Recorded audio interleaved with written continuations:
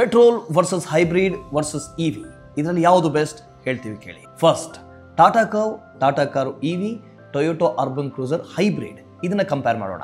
Tata curve petrol ಇದರ on road price ಬಂದು 12 to 13 lakhs.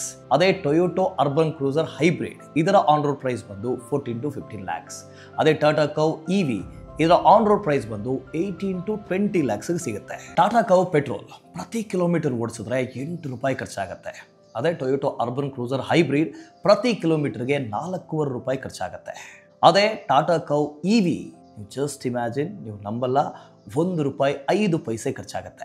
So ಈಗ ಮೈಲೇಜ್ನ ವಿಚಾರಕ್ಕೆ ಬರೋಣ. ಟಾಟಾ ಕರ್ವ್ ಪೆಟ್ರೋಲ್ ಒಂದು 12ರಿಂದ 13 ಕಿಲೋಮೀಟರ್ ಮೈಲೇಜ್ ಕೊಡುತ್ತೆ. ಅದೇ Toyota urban cruiser hybrid 20 to 22 ಕಿಲೋಮೀಟರ್ಸ್ನಷ್ಟು ಮೈಲೇಜ್ ಕೊಡುತ್ತೆ. ಇನ್ನು ಇವಿ ಮೈಲೇಜ್ ಮ್ಯಾಟ್ರೇ ಆಗಲ್ಲ. ಸೊ ಈಗ 5 ವರ್ಷದ ಖರ್ಚು ಎಷ್ಟಾಗುತ್ತೆ ಅಂತ ನೋಡೋಣ. ಅಪ್ರಾಕ್ಸಿಮೇಟ್ಲಿ ಪ್ರತಿದಿನ 30 ಕಿಲೋಮೀಟರ್ ಓಡಿಸಿದಿರಿ ಅಂತ ಇಟ್ಕೊಳ್ಳೋಣ.